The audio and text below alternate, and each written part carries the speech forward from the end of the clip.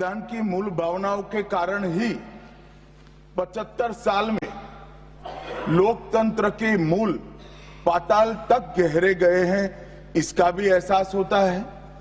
और तीसरी ओर ये भी मालूम पड़ता है, जब संविधान की भावनाओं को दरकिनार कर कोई अपने लिए संविधान को तोड़ मरोड़ कर आगे चलने का प्रयास करता है, तो किस प्रकार के अकस्मात और किस प्रकार की दुर्घटनाएं होती हैं। इस सभी दृष्टि से देखें तो संविधान की दोनों सदन में जो चर्चा हुई है, वो चर्चा एक प्रकार से हमारे किशोरों के लिए, हमारी युवा पीढ़ी के लिए आने वाले दिनों में ये दोनों महान सदन में बैठकर देश का भविष्य का निर्णय करने वालों के लिए बहुत शिक्षणात्मक रहेगी, ऐसा मेरा मानना है। और देश की जनता के लिए भी क्षीर करने में बहुत मदद करेगी कि किस पार्टी ने आज जो 75 साल की मीमांसा होगी, इसमें स्पष्ट हो जाएगा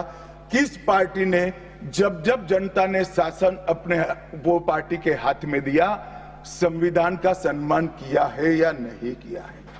मान्यवर, बहुत लंबी आजादी की लड़ाई के बाद हम आजाद हुए। जब हम आजाद हुए तब दुनिया भर के कई राजनीतिक पंडितों ने कई आगाहियां की थी कि ये देश बिखर जाएगा, शायद बन ही नहीं पाएगा। कुछ लोगों ने ऐसी आगाही की थी कि यहां डेमोक्रेटिक वैल्यू प्रस्तापित हो ही नहीं पड़ सकते, एकता हो ही नहीं सकती और ये देश आर्थिक रूप से कभी भी आत्मनिर्भर नहीं हो पाएगा। और आज जब 75 साल के समय के बाद संविधान को स्वीकार करने के बाद पीछे मुड़कर देखते हैं, तो सरदार पटेल का मैं अब धन्यवाद करना चाहता हूं कि सरदार साहब के अथक परिश्रम के कारण आज देश एक होकर मजबूती से दुनिया के सामने खड़ा। मान्यवर, जो कहते थे लोकतंत्र इस देश में सफल नहीं होगा, मैं वो सभी लोगों को इस सदन के माध्यम से कहना चाहता हूं कि 75 साल हो गए, हमारे साथ भी पास पड़ोस में दुनिया भर में कई लोग आजाद हुए, नई शुरुआत की, वहां कई बार अकस्मात हुए, लोकतंत्र सफल नहीं हुआ। हमारा लोकतंत्र आज पाताल तक गहरा पहुंचा है। अनेक परिवर्तन रक्त की एक बूंद बहाए बगैर हमने करे हैं और विचारधाराओं के आधार पर भी परिवर्तन करे हैं। अनेक तानाशाहों के गुमान, अभिमान और अहंकार को चूर चूर करने का काम इस देश की जनता ने किया है, मगर लोकतांत्रिक तरीके से किया है। और मान्यवर, जो कहते थे कि हम आर्थिक रूप से आत्मनिर्भर नहीं हो पाएंगे, उनको भी हमारी जनता ने, हमारे संविधान की खूबसूरती ने जवाब दिया है। हम आज दुनिया का 5वां अर्थतंत्र बनकर सम्मान के साथ, और ब्रिटेन जिन्होंने सालों तक हम पर राज किया, और ये जो मैंने तीनों आगाही कही वहीं से पक्ष विपक्ष में से आई थी, आज ब्रिटेन भी अर्थतंत्र की तालिका में हमारे पीछे खड़ा है। मान्यवर, ये हम सब के लिए गौरव लेने का पल है, हम सब के लिए बोध लेने का भी पल है और हम सब के लिए संकल्प लेने का भी पल है। और ये सदन जे आपने लगभग 80 से ज्यादा सांसदों को मान्यवर बोलने का मौका दिया, 31 घंटे की चर्चा हुई और ये चर्चा में सभी भाव पक्ष या विपक्ष से कहीं न कहीं प्रकट हुए। मान्यवर, आज मैं जब यहां आया हूं तब ये बात कहना चाहता हूं कि आज हम जिस मुकाम पर खड़े हैं, उस मुकाम पर महर्षि अरविंद और स्वामी विवेकानंद की वो भविष्यवाणी सच होती दिखाई पड़ती है कि भारत माता अपने दैदीप्यमान ओजस्वी स्वरूप से जब खड़ी होगी, तब दुनिया की आंखें चकाचौंध हो जाएगी और पूरी दुनिया वो रोशनी से भारत की ओर देखेगा। वो दिन सच होगा, इसके नजदीक काफी मजल हमने काट ली है। मान्यवर, हमारा संविधान, संविधान सभा की रचना और संविधान की रचना की प्रक्रिया, ये तीनों एक प्रकार से समग्र विश्व के सभी संविधानों में अनूठे हैं, अलग प्रकार के रहे हैं। हमारे यहां दुनिया का सबसे ज्यादा विस्तृत लिखित संविधान चर्चा के सभी हमारे पारंपरिक लक्षणों को पार करते हुए हमने किया। इस संविधान सभा में 299 सदस्य रहे, 22 धर्म जाति समुदाय के सदस्य रहे, हर प्रिंसली स्टेट का प्रतिनिधित्व रहा, हर राज्य का प्रतिनिधित्व रहा। एक प्रकार से समावेशी प्रतिनिधित्व के साथ भारत का भविष्य तय करना, मतलब संविधान को रचने की हमारी प्रक्रिया आगे बढ़ी। 2 वर्ष 11 माह और 18 दिन तक अहर्निश चर्चा चलती रही, विस्तृत चर्चा चलती रही। देश के भविष्य, देश चलाने के नियम और देश की परंपरा को समाहित करते हुए देश को आगे ले जाने का संकल्प इतनी विस्तृत चर्चा के बाद बना। 13 समितियों में कार्यविभाजन किया गया, 7 सदस्यीय ड्राफ्टिंग समिति बनी और जनता के अभिप्राय के लिए भी शायद ही दुनिया का कोई ऐसा संविधान होगा जिसका ड्राफ्ट पूरी जनता को कमेंट्स के लिए दिया गया और कमेंट्स पर भी बहुत डिटेल चर्चा कर उचित बदलाव भी किए गए। इतनी लोकतांत्रिक परंपरा से और प्रक्रिया से बना हुआ हमारा संविधान 295 अनुच्छेद, 22 भाग और 12 अनुसूचियों में बटा है। और ये सभी संविधान के अनुच्छेद, भाग और अनुसूचियां हैं, वो विश्व में कोई भी संविधान से ज्यादा उदात्त और उत्तुंग मानव मूल्यों का सृजन करने वाले रहे हैं मान्यवर।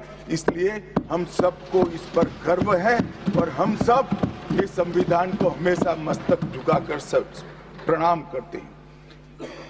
मैं एक विशेष उल्लेख करना चाहूंगा मान्यवर। नंदलाल बोस जो गुरुवर टैगोर के अंतेवासी थे, बहुत बड़े कलाकार थे, इन्होंने 4 वर्ष का समय लेकर संविधान को सजाने का काम किया और उन्होंने जो संविधान लिखा गया था इसके अनुरूप घटनाओं को संविधान के अंदर उकेरने का भी काम किया। इतिहास, धर्म, संस्कृति और परंपरा, सबसे मानव जीवन के उच्च मूल्य देने वाली सभी संदेशों को, घटनाओं को उन्होंने चित्र रूप में यहां पर उकेरा। यहां पर भगवान राम का चित्र भी मिलेगा, बुद्ध और महावीर का भी मिलेगा, दशम पिता गोविंद सिंह जी का भी चित्र मिलेगा, गुरुकुल, हमारी शिक्षा नीति कैसी होनी चाहिए इसका संदेश भी मिलता है। राम, सीता, लक्ष्मण वो एक प्रकार से हमारे अधिकारों का चित्रण करते वक्त दिखाए गए। भगवत गीता के संदेश का चित्र भी दिया। शिवाजी और लक्ष्मीबाई को भी यहाँ पर स्थान देकर देशभक्ति के उत्तुंग पाठ हमें पढ़ाए। नालंदा यूनिवर्सिटी हमारी प्राचीन शिक्षा पद्धति का हमें स्मरण कराती है और नटराज जीवन में बैलेंस कैसे होना चाहिए वो बैलेंस के सिद्धांत को भी प्रतिरूपित करता है। मैंने आज थोड़ा यहाँ आने से पहले क्या क्या चर्चा हुई राज्यसभा में, उसमें हमारे एक सम्मानीय सदस्य ने कहा कि चर्चा का स्तर कितना नीचा हो गया है कि यहाँ चित्रों की चर्चा हो रही है। मान्यवर, अगर संदेश लेना नहीं आता तो संविधान का भी कोई उपयोग नहीं। ये सारे जो चित्र लगाए हैं वो हमारे हजारों साल से चलने वाले हमारे राष्ट्र के जीवन को उद्घोषित करने वाले। और कोई ये न समझे कि हमारा संविधान दुनिया के संविधानों की नकल है। हाँ, हमने हर संविधान का अभ्यास जरूर किया है, क्योंकि हमारे यहाँ तो ऋग्वेद में कहा गया हर कोने से हमें अच्छाई प्राप्त हो, शुभ विचार प्राप्त हो और शुभ विचार को स्वीकारने के लिए मेरा मन खुला हो। मान्यवर, हमने सबका सबसे अच्छा लिया है, मगर हमारी परंपराओं को नहीं छोड़ा है। पढ़ने का चश्मा अगर विदेशी है तो संविधान में भारतीयता कभी नहीं दिखाई देती। और मैं मानता हूं कि जिसने भी संविधान को सिर्फ शब्दों में छापा है और चित्रों को निकाल दिया है, उन्होंने संविधान की भावनाओं के साथ छल किया है। चित्र बगैर का संविधान अधूरा संविधान।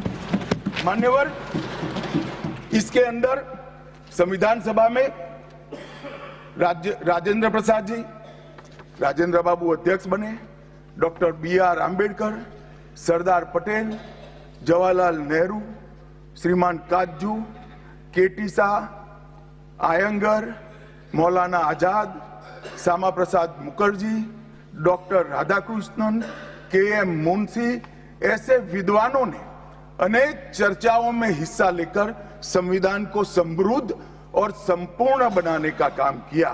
परंतु इतना ही नहीं, संविधान सभा के जो सदस्य थे, इसके अलावे भी विवेकानंद, महर्षि अरविंद, महात्मा गांधी, गोपाल कृष्ण गोखले, तिलक महाराज, वीर सावरकर, लाला लजपत राय और राष्ट्र, लोकतंत्र और हमारी परंपराओं में उच्च मूल्यों को स्थापित करने वाले हर महापुरुष की भावनाओं का ये महापुरुषों ने उल्लेख कर कोई न कोई सिद्धांत को प्रस्तावित किया है। मान्यवर, जब इतने सारे मनुष्यों का अच्छा विचार जिस संविधान में हो, उसको सफल होना ही था। ये संविधान सफल होने के लिए संविधान सभा की चर्चा अगर कोई ध्यान से पढ़ेगा तो वेद, उपनिषद, चाणक्य नीति, विदुर नीति, शांति पर्व, रामायण और महाभारत, इसमें से निपजे हुए मानव जीवन के सभी मूल्यों को भी इसके अंदर हमने समाने का प्रयास किया था। मान्यवर, 75 साल हो गए संविधान को किस प्रकार से हमारे राजनीतिक दलों ने और हमारी पॉलिटिकल पार्टियों के साथ साथ हमारी सरकारों ने भी किस प्रकार से आगे बढ़ाया, इसकी भी चर्चा जरूर होनी चाहिए। मैं मानता हूं ये चर्चा समय उचित होगी। हमारे संविधान की रचना के बाद डॉक्टर आंबेडकर ने बहुत सोच समझकर एक वाक्य किया था। मैं आंबेडकर जी के वाक्य को सदन के सामने प्रस्तुत करना चाहता हूं। कोट, कोई संविधान कितना भी अच्छा हो, वह बुरा बन सकता है अगर जिन लोग पर उसको चलाने की जिम्मेदारी है वो अच्छे न हो। उसी तरह से कोई भी संविधान कितना भी बुरा हो, वो अच्छा साबित हो सकता है अगर उससे चलाने वालों की भूमिका सकारात्मक और अच्छी हो। ये दोनों घटनाएं मान्यवर हमने हमारे संविधान के 75 साल के कालखंड के अंदर देखी है और मैं तथ्यों के आधार पर सदन के सामने और सदन के माध्यम से देश की जनता के सामने भी रखना चाहता हूं। हमारे संविधान को कभी भी अपरिवर्तनशील नहीं माना गया। समय के साथ साथ देश भी बदलना चाहिए, समय के साथ साथ कानून भी बदलने चाहिए और समय के साथ साथ समाज भी बदलना चाहिए। परिवर्तन ये जीवन का मंत्र है, सत्य है। इसको हमारे संविधान सभा ने स्वीकार किया था। इसलिए आर्टिकल 368 में संविधान संशोधन, इसके लिए प्रोविजन किया गया। अभी कुछ राजनेता आए हैं, 54 साल की आयु में अपने आप को युवा कहते हैं और ये घूमते रहते हैं, संविधान बदल देंगे, संविधान बदल देंगे, संविधान बदल देंगे। मैं उनको समझाना चाहता हूं कि संविधान बदलने का प्रोविजन, संविधान के प्रावधानों का बदलने का प्रोविजन अनुच्छेद 368 के अंदर संविधान में ही है। और मैं आज फिर से एक बार कहना चाहता हूं, थोड़ा ज्ञानवर्धन भी हो जाए किसी का। भाजपा ने 16 साल राज किया मान्यवर, 6 साल अटल जी ने किया, 10 साल मोदी जी ने किया और 5 साल और मोदी जी करें। एक प्रकार से 16 साल हमने शासन किया। 16 साल में हमने 22 बार संविधान बदला, संविधान के अंदर परिवर्तन की, और कांग्रेस ने 55 साल करा, और 55 साल में 77 परिवर्तन कांग्रेस ने भी किए, कांग्रेस के शासन में भी हुए। अब भारतीय जनता पार्टी और कांग्रेस दोनों ने परिवर्तन किए। ये परिवर्तन का टेस्ट कैसा था, किस प्रकार से किए गए? संवैधानिक प्रक्रिया से भी परिवर्तन होते हैं, और संविधान को तोड़ मरोड़ कर, फॉर्मेलिटी कर भी परिवर्तन कर सकते हैं। परिवर्तन करने का उद्देश्य क्या था, क्या हासिल करना था? क्या हमारे लोकतंत्र को मजबूत करने के लिए परिवर्तन किए गए? क्या हमारे जिनको अधिकार नहीं है ऐसे लोगों को समकक्ष अधिकार लेने के लिए परिवर्तन किए गए, या अपनी राज्य सत्ता को टिकाने के लिए परिवर्तन? इस पर से ही पार्टी का कैरेक्टर, पार्टी के चलने की पद्धति और पार्टी का संविधान में विश्वास, ये सबको मालूम पड़ता है। मैं ज्यादा संविधान के संशोधन में नहीं जाऊंगा मान्यवर। दोनों प्रमुख दलों के 4 संविधान संशोधन को मैं लेना चाहूंगा। पहला संशोधन हुआ 18 जून 1951 में। संविधान सभा ने ही ये संशोधन करना पड़ा, क्योंकि संविधान बनाने के बाद, संविधान स्वीकारने के बाद आम चुनाव में जाने तक का भी धैर्य कांग्रेस पार्टी में नहीं था। अभी लोकसभा नहीं बनी थी, अभी राज्यसभा नहीं बनी थी, और संशोधन लेकर आए। अब उसका उद्देश्य क्या था? 19A जोड़ा गया। 19A जोड़ा गया, वो किस लिए जोड़ा गया? अभिव्यक्ति की आजादी पर स्वतंत्रता को, अभिव्यक्ति की आजादी, अभिव्यक्ति की स्वतंत्रता को कर्टेल करने के लिए पहला सुधार आया। और किसने किया मान्यवर? उस वक्त प्रधानमंत्री कौन था? श्रीमान जवाहरलाल नेहरू उस वक्त प्रधान।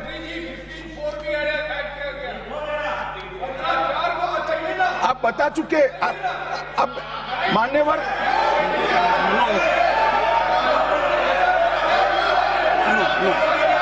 No, sit down. Jairam ji, he not yielding. He not yielding. We heard leader of the opposition. मान्यवर, Unless there is yielding, let us hear. मान्यवर, मेरा लंबा अनुभव है आजकल करते हुए। मुझे 30 साल हो गए विधानसभा और लोकसभा राज्यसभा में बैठे हुए। संसद में भाषण करने का मेरा अनुभव है मान्यवर। वो विरोध तभी कर सकते हैं जब मेरी बात सच न हो। अगर मेरी बात सच नहीं हो तो बताए वो।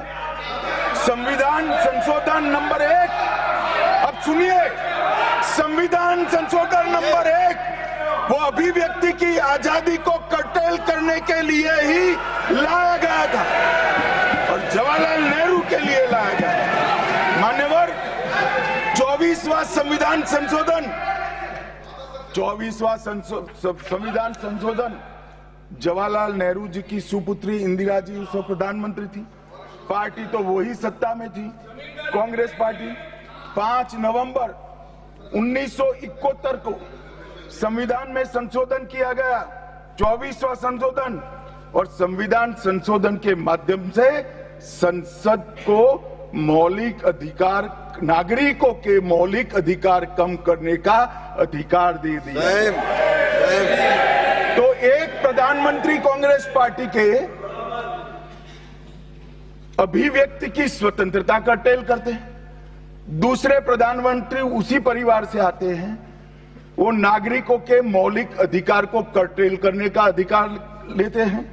और 39वां संविधान संशोधन अब तो इंतहाई कर दी मान्यवर, सब सीमाओं को पार कर दिया। मान्यवर, आप तो अधिवक्ता रहे हैं। 10 अगस्त 1975 का वो दिन हमारे संविधान के इतिहास में बहुत, जब भी जिक्र होगा काले अक्षरों से ही इसका जिक्र करना पड़ेगा। उस वक्त 39वां संविधान संशोधन आया मान्यवर। 39वां संविधान संशोधन क्या था? इंदिरा गांधी जी के चुनाव को इलाहाबाद हाईकोर्ट ने अमान्य घोषित कर दिया। अब ये अभी कुछ नहीं है, ईवीएम ले लेकर घूमते हैं, हारते हैं और ईवीएम ले लेकर, ईवीएम ने हरा दिया, ईवीएम ने हरा दिया, ईवीएम ने हरा दिया। सुप्रीम कोर्ट ने 24 बार ईवीएम की अर्जी नकार दी।